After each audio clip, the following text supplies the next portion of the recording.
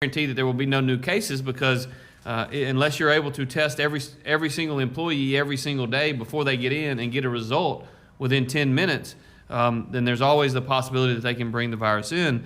But we're seeing a bit of a shift, I think, in terms of the cases whereby a lot of the cases early on were from those individuals. Now, as Dr. Dobbs said, we're seeing more and more cases amongst young people. And the reason that concerns me is many of these young people are going to be perfectly fine. Some of them are going to be asymptomatic.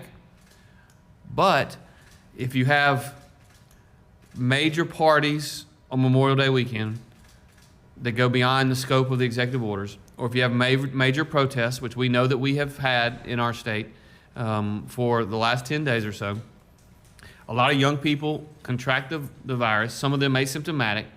That's about a 2-week process, so we'll know what that looks like a week to 10 days from now.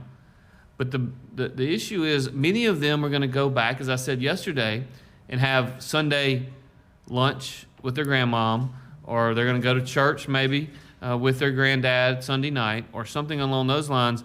And I'm concerned about what that then community spread looks like and puts more and more of those individuals in the vulnerable category at risk. My hope would have been that we could have no restrictions in Mississippi in the month of June, but that's just not what the data suggests.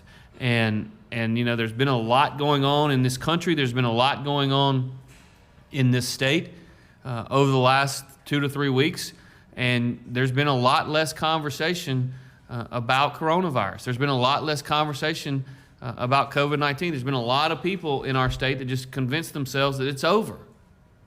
And I'm telling you, it is not over. It is the reason that we are having these press conferences every single day. It's the reason that all of you are covering them.